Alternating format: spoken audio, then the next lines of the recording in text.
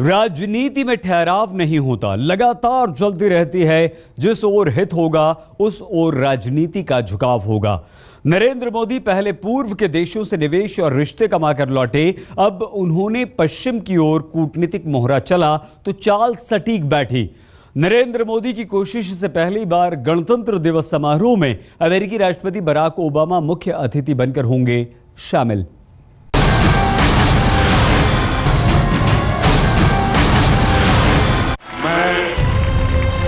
नरेंद्र दामोदर दास मोदी ईश्वर की शपथ लेता हूं कि मैं। नरेंद्र मोदी ने जब बतौर प्रधानमंत्री कुर्सी संभाली तो कहा गया कि राज्य और देश चलाने में अंतर है।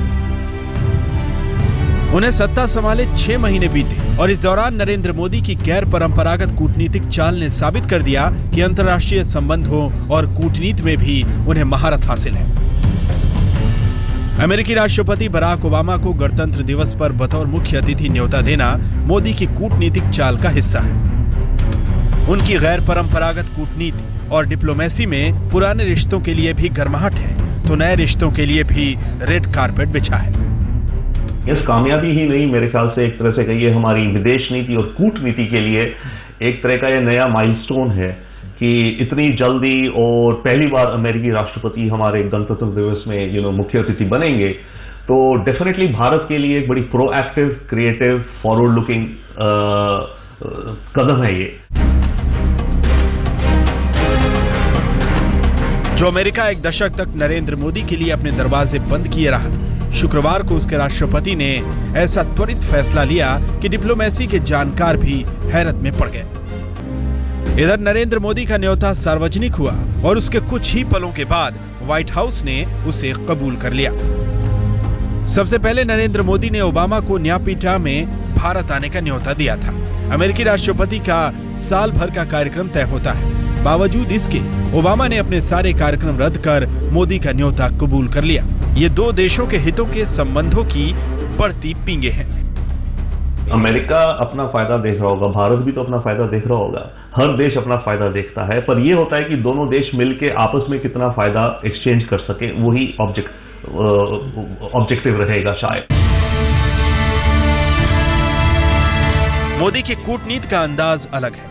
वो विश्व मंच पर खुली कूटनीति में यकीन रखते हैं। उनकी विदेश नीति हो या राजनीति, उसमें दोस्त और प्रतिद्वंद्वी सबके लिए जगह है। मोदी भारत के सबसे करीबी प्रतिद्वंद्वी चीन से भी हाथ मिलाते हैं। एक तरफ रूस से संबंध बढ़ाने की कोशिश करते हैं तो दूजे हाथ अमेरिका से संबंध मजबूत करने में जुटे हैं। मोदी के इस अंदाज पर लोगों की अपनी अपनी व्याख्याएं हैं। भारत आज वर्ल्ड का नंबर 1 कंट्री बन गया है। आज मोदी साहब हमें वहाँ ले गए हैं। जिस दिन ये भारत सारी उम्र छा गया और संस्कारी भी हो गया, सक्षम भी हो गया, साक्षर भी हो गया, स्वच्छ भी हो गया, तो देखिए कितना कुछ पलता है। ओबामा की आमद पर मुहर लगना मोदी के लिए अब तक की सबसे बड़ी डिप्लोमेटिक जीत साबित हो गया है। बराक ओबामा पहले अमेरिकी राष्ट्रपति हैं जो गणतंत्र दिवस पर भारत के मुख्य अतिथि होंगे। और तो और वो पहले ऐसे अमेरिकी राष्ट्रपति भी बन गए हैं जो 2 बार भारत का दौरा करेंगे। इससे पहले वो 2010 में भारत के दौरे पर आए थे। ओबामा का भारत आना मोदी की कूटनीतिक जीत इसलिए भी है क्योंकि ओबामा किसी देश का न्योता कबूल करने से पहले सोच विचार करते हैं। लेकिन खबर है कि मोदी के न्योते को कबूल करने में ओबामा ने जनवरी के आखिरी या फरवरी के पहले हफ्ते में स्टेट ऑफ द यूनियन में होने वाला अपना भाषण भी टाल दिया। मोदी शायद पहले भारतीय प्रधानमंत्री हैं जो अपनी कूटनीतिक चाल के जरिए अमेरिकी राष्ट्रपति के कैलेंडर में फेरबदल करा सके। दिल्ली में पंकज उपाध्याय के साथ आज तक ब्यूरो।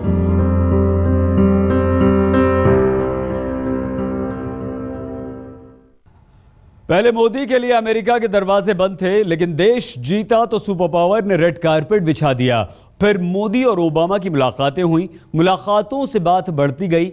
अब यह बात इतनी आगे बढ़ चुकी है कि दुनिया का सबसे ताकतवर देश और भारत का सबसे ताकतवर राजनेता रिश्तों के रास्ते पर बेहद तेजी से आगे बढ़ रहे हैं।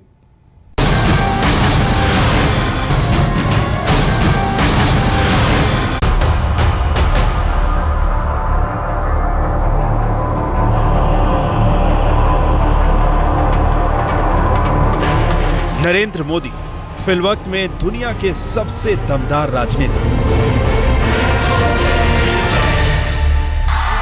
बराक ओबामा दुनिया का सबसे ताकतवर राजनेता।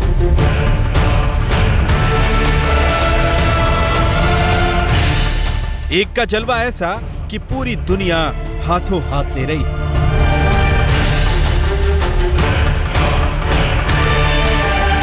तो दूसरे का रुआब ऐसा कि जिससे भी दो घड़ी बात कर ले वो खुद को खुशनसीब मानता है। एक है सुपर पावर तो दूसरा है super PM. Yes, we can. Yes, we can.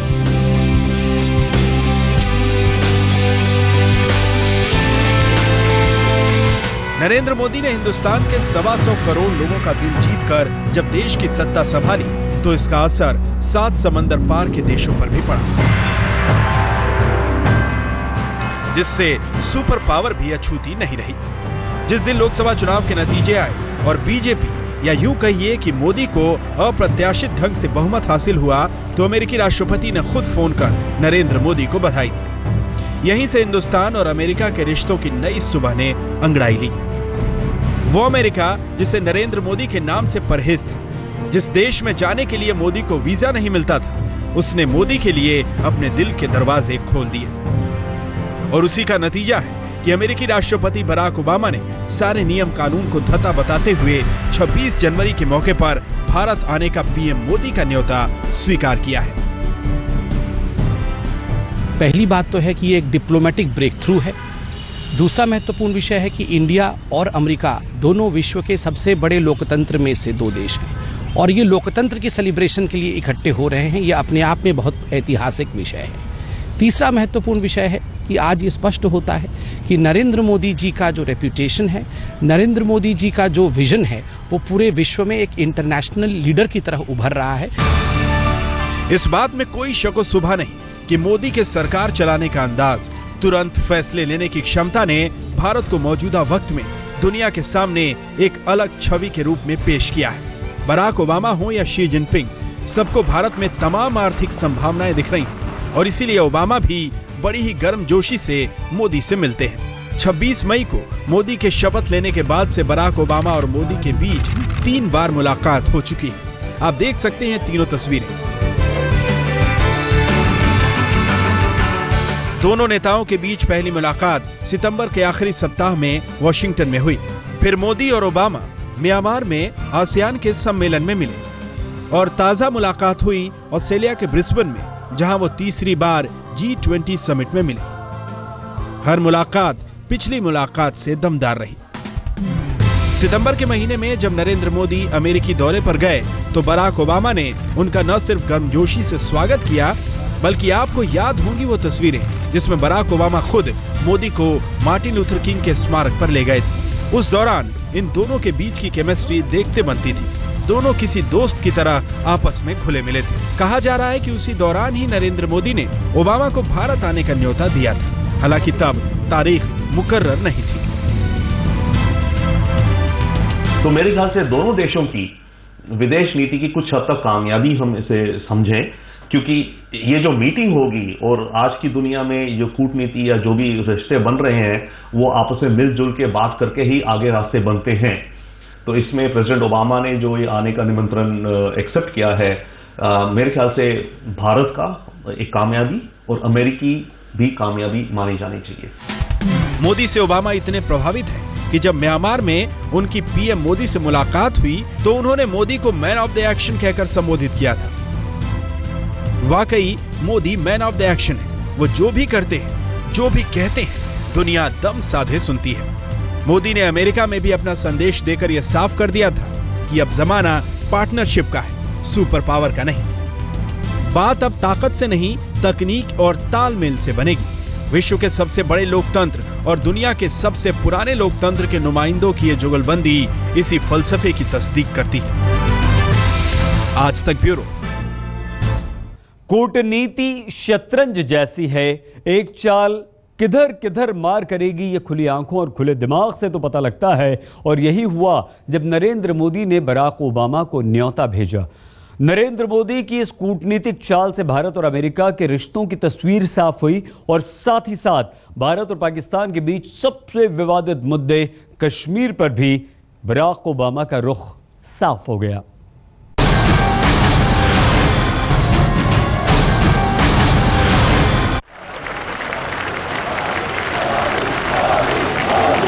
ये भारत की राजनीति का मोदी काल है। उनके पीछे प्रचंड बहुमत खड़ा है, आगे दुनिया पड़ी है। देश जीतने के बाद मोदी दुनिया को मनाने के मिशन पर है। एक और जहां भारत और अमेरिका के रिश्तों की मजबूती उजागर हुई है, तो वहीं दूसरी ओर कश्मीर मुद्दे पर पाकिस्तान की किरकिरी भी हुई है। नवाज शरीफ ने ओबामा से फोन पर हुई बातचीत में भारतीय नेतृत्व से कश्मीर मुद्दे पर बात करने की गुजारिश की, लेकिन इस अपील की कोई सुनवाई नहीं हुई।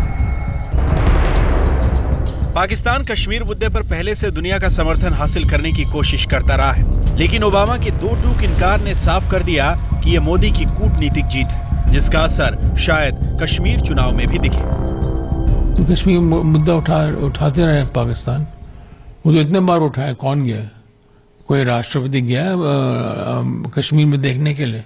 मगर जमीन पे आप देख लीजिए, चुनाव अभी जो हो रहे हैं ना, उसमें भाजपा के काफी वोट आएंगे।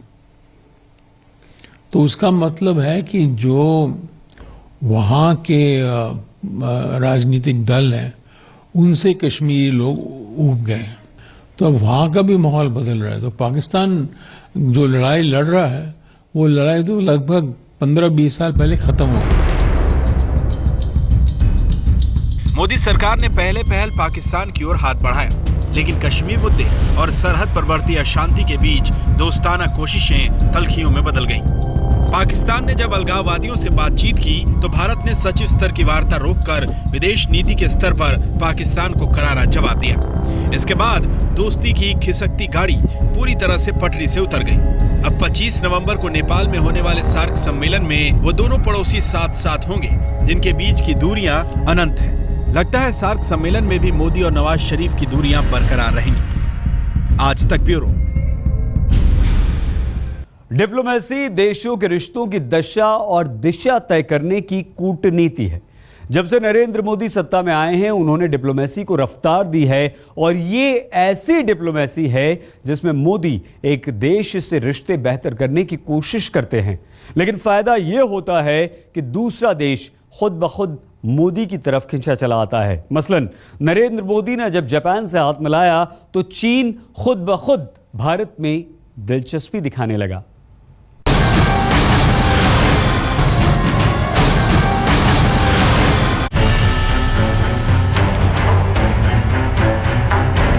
बीजेपी ने पहली बार बहुमत हासिल किया तो नरेंद्र मोदी की राजनीतिक काबिलियत साबित हो गई। इसके बाद सत्ता संभालते ही उन्होंने दुनिया के राजनीतिक मंच पर अपने राजनय का प्रदर्शन किया। मोदी के शपथ समारोह में सार्क शासनाध्यक्ष और उनके प्रतिनिधि जुटे। मोदी की पहली कूटनीतिक चाल पड़ोसियों से करीबियां बढ़ानी थी। इसके बाद देश की विदेश नीति में हाशिए पर पड़ी लुक ईस्ट पॉलिसी को मोदी ने एक्ट ईस्ट पॉलिसी में तब्दील किया, और जापान यात्रा के दौरान उनका यह एक्शन असरदार रहा। 3.5 ट्रिलियन येन, करीब $35 बिलियन, यानी कि 2,10,000 करोड़ रुपए आने वाले दिनों में जापान भारत में निवेश करेगा, भारत के विकास के अंदर जुड़ेगा। दुनिया के सबसे बड़े उपभोक्ता बाजार के मुखिया मोदी के जापान प्रेम ने चीन को परेशान किया, तो खुद जिनपिंग भारत आए। एशिया में अपने सबसे बड़े कॉम्पिटिटर के साथ मोदी ने डिप्लोमेसी की नई इबारत लिखी। चीन और भारत डायरेक्ट बातचीत कर रहे हैं, इसलिए कोई अलग आर्बिट्रेशन की आवश्यकता नहीं रहती है। अभी भी चीन के साथ व्यक्तिगत भी मेरे संबंध अच्छे रहे हैं। चीन के राष्ट्रपति अभी भी आए थे, और बॉर्डर डिस्प्यूट को हम मानते हैं कि भी बॉर्डर डिस्प्यूट है, और कई बातों में हमने चर्चा की है। वो चर्चा को हम और आगे बढ़ाएंगे, लेकिन हम दोनों इस बात से सहमत हैं कि हम मिलकर के बहुत ही जल्द इस समाधान को करेंगे। मोदी की डिप्लोमेसी में ईस्ट और वेस्ट का संतुलन नजर आता है। उनकी डिप्लोमेसी के पलड़े में एक तरफ अमेरिका, रूस और पश्चिमी देश हैं, तो दूसरी तरफ जापान, चीन जैसे देश। मोदी दोनों को बराबर साथ कर आगे बढ़ रहे हैं। आज तक ब्यूरो। 26 जनवरी गणतंत्र दिवस पर सबसे शक्तिशाली राष्ट्र के राजनेता बराक ओबामा होंगे हमारे मेहमान, और ये नरेंद्र मोदी की बहुत बड़ी कूटनीतिक जीत। विशेष में फिलहाल इतना ही।